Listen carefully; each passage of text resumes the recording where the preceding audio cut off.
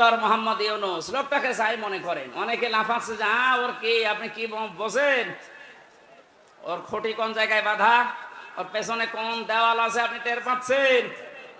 বিভিন্ন ইস্যু তৈরি করে মাঠে ময়দানে নামেন আর বাড়ি ঘেরাও করবো, বাড়ি ঘেরাও করবো। আরে ভাই ইউনূস কি আপনি এখনো টের পাননি?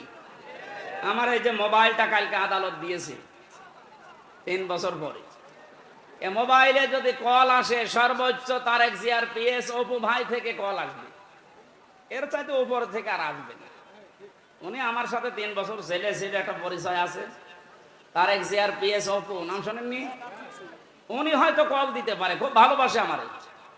আর ডাক্তার ইউনূসের মোবাইলে কল আসে একেবারে বারাক ওবামা জো বাইডেন থেকে, শি জিনপিং থেকে। আপনি টের পান? আন্দাজে লাফান। আনসারের নাম নিয়ে লাভ দিয়েছিলেন, পিটিয়ে মানুষ ঘরে ঢুকিয়েছে। ওদের যে চরিত্র দেখবেন কিছুদিন পরে এই রাজবাড়ি গোয়ালন্দ ঘাটের এই বেশ্যাদেরকেও রাস্তায় নামাবে। ওরা এটাই চালাচ্ছে এখন, কিচ্ছু ছিড়তে পারবেন না। আমারে যখন প্রথম সে 11 সালে 10 সালে গ্রেফতার করে, আমি সুদের বিরুদ্ধে কথা বলেছিলাম, তাই মসজিদ থেকে ধরে নিয়ে গেল যে উনি শিবির করে, শিবিরের ক্যাডার, রক কেটে বেড়ায়। আমার ওসি সাহেব নিয়ে গেল, প্রথমে যে আয়াতটা ধরছে যে কুলিল্লাহুম্মা মালিকাল মুলকি তুতিল মুলকা মান তাশা ওয়া তানজিউল মুলকা মিম্মান তাশা ইলা আখিরি আয়াত। উনি টেবিলের নিচে এভাবে খাতা রেখে বাংলায় লিখে নিয়েছে, আমারে সামনে বসিয়ে বলছে, হুজুর এই আয়াতটার বাংলা বলেন তো। ঠিক আছে বলছি। আল্লাহ পাক বলেন, যাকে ইচ্ছা আমি ক্ষমতা দেই, যাকে ইচ্ছা ক্ষমতা থেকে নামিয়ে দেই।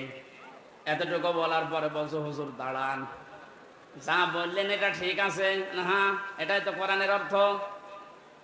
হাসিনাকে আল্লাহ ক্ষমতায় বসিয়ে রেখেছে, এটা আল্লাহ রেখেছে, আপনারা এখন ঝামেলা করেন কেন? কোথায় টান দিয়েছে দেখেছে, কত বড় মুফাসসির। অথচ সূরা আলে ইমরানের 178 নম্বর আয়াতটা গত কয়েকদিন আগে আমি তাফসীর সব পড়তে গিয়ে দেখি ওই ওসির কথার পুরা উল্টা। আল্লাহ বলেন, কাফের জালেম এদেরকে আমি ক্ষমতার চেয়ারে বসিয়ে রাখি যেন ওদের পাপের মারটা পরিপূর্ণ হয়ে যায়। পাপ যখন একেবারে পরিপূর্ণ হয়ে যায়, তখন আর ভালো হওয়ার নিয়ত থাকলে ওরে আমি আর সুযোগ দেই না, যেমন ফেরাউনকে দেইনি। তখন আমি কি করি? ওদের জন্য যন্ত্রণাদায়ক এবং অপমানজনক একটা শাস্তির ব্যবস্থা করি। আমার মনে হচ্ছে পৃথিবীতে আল্লাহ যদি কিছু নাও দেখায়, ইনুর সাথে যা দেখাইলো আমার জীবন ধন্য হয়ে গেছে। এই শয়তান আমার এমপি থাকাকালীন কুষ্টিয়ায় ঢুকতে দিত না, তো শিবির করে ও ঢুকতে পারবে না। এই যে হানিফ আমার চাচা, নিজের চাচা, আমার দাওয়াত দিয়েছে খাওয়ার জন্যে, যদিও সে আওয়ামী লীগের চেয়ারম্যান। আমি খাবার খেতে গেছি, উপর থেকে ওরে কল দিয়েছে, হামসাকে কেন আনলেন? বলো আমার ভাইয়ের ছেলে ভাতিজা, ওরে ডাক দেবো না? না, আওয়ামী লীগ করলে কোনো শিবির জামাতের লোককে বাড়িতে খাওয়ানো যাবে না। আপনি কোথায় পৌঁছিয়েছিলেন?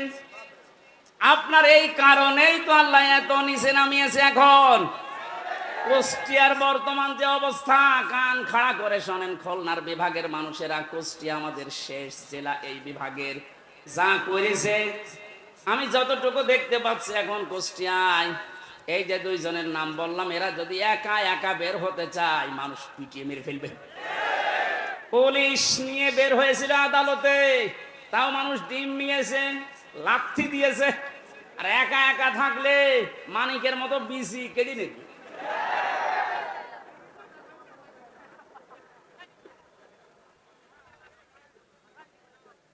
এই জন্য জালেমদের কিন্তু পরিণতি খুব খারাপ। তারা আল্লাহর মামলার আসামি, তাদের দুনিয়াও শেষ, আখিরাতও শেষ। এক কথা বলেন না কেন? দুনিয়া শেষ কেন? আল্লাহু লা ইয়াহদিল কওমাজ জালিমিন, জালেমদেরকে আল্লাহ পথ দেখাচ্ছে না, দেখাবেও না। ইয়াহদি এটা মোজারে, বর্তমান, ভবিষ্যৎ, প্রেজেন্ট, ফিউচার। কোন জালেমকে আল্লাহ হেদায়েত দিচ্ছে না, দেবে না। এজন্য আমরা যেন জালেম না হয়, নারী হোক আর পুরুষ হোক, কোন বিষয়ে যেন জুলুম করবেন না। অনেক মহিলা আছে তার স্বামীর উপরে জুলুম করছেন, হ্যাঁ আছে। মেয়েরা মাঝে মাঝে কল দিয়ে বলে, হুজুর পুরুষদের বিরুদ্ধে কিছু বলেন না। না, আপনাদের বিরুদ্ধে বলছি এই কারণে, কারণ আপনার যে স্বামী যত খারাপ হোক, ও কিন্তু ফেরাউনের মতো না। ফেরাউনের জীবনী আমি পড়েছিলাম। এত বড় শয়তান ভয়ঙ্কর স্বামী পৃথিবীতে কারো ভাগ্যে আসবে কিনা আমি জানি না। নিজের স্ত্রী আসিয়ার হাতের ভেতরে প্রেক লাগিয়েছে, পায়ের ভেতরে শলাকা লাগিয়েছে, মাথার উপরে গরম তেল ঢেলে দিচ্ছে শুধু ইসলামের কারণে। এই কপালের ভেতরে প্রেক দিয়েছে। এই কঠিন অবস্থায় যখন এই শাস্তি চলছিল, আল্লাহ জিবরাইলকে পাঠিয়ে দিলেন, জান্নাতটা মেলে ধরো। হযরতে জিবরাইল এসে যখন জান্নাত দেখালেন, হযরতে আসিয়া ডাক দিয়ে বলেছিলেন, মাবুদ তুমি আমার জন্য জান্নাত পাঠিয়েছো, আমি জান্নাত চাই না, আমি চাই তুমি যেখানে থাকো ওই জায়গায় একটা ঘর আমার জন্য বানিয়ে দাও, যেন সব সময় তোমাকে দেখা যায়। দ্বিতীয় নম্বর, একটু ভালো করে মেয়েরা, এটাই আপনার ওয়াজ। দ্বিতীয় নম্বর তিনি বলেছিলেন, অনাজ্জিনি মিন ফিরআউনা ওয়া আমালিহি ওয়া নাজ্জিনি মিনাল কওমিজ জালিমিন। সূরা তাহরিমের 12 নম্বর আয়াত। হযরতে আসিয়া বলেছিলেন, মাবুদ আমার স্বামী আমার উপর যে অত্যাচার জুলুম করছে, লোকজন দিয়ে নিজেও দেখতেছে, তুমি এই জুলুম অত্যাচার থেকে আমাকে বাঁচাও, কিন্তু আমার স্বামীর উপরে তুমি গজব দিও না। ও বাংলার মা বোনেরা, আমি আপনাদেরকে ভালোবাসি, কারণ যে 4টা কারণ না মানলে মেয়েরা জাহান্নামে যাবে, তার 3 নম্বরে এইটা। স্বামী যাদের আছে, এই মানুষগুলোকে যারা জায়েজ পন্থায় খুশি করতে পারে না, ওই মেয়ে লোক নামাজ রোজা হজ যাকাত করলেও জাহান্নামী। অনেকে এটা হয়তো বোঝেন না, বা বোঝার পরও না জেনে না বুঝে ভুল করছেন। আপনাকে আমি থামার জন্য বলছি, এই পৃথিবীতে সবচাইতে বড় মেহমান আপনার জন্য আপনার স্বামী। আমি যে উদাহরণ দিলাম, যে এই মহিলার মতো এত বড় ভয়ঙ্কর স্বামী দুনিয়ায় কারণে যশোর, খুলনা, বাগেরহাট, এ সাতক্ষীরা তো নেই। না না, এত বড় খারাপ স্বামী আছে কার? আছে মানে আপনি কি এরকম নাকি?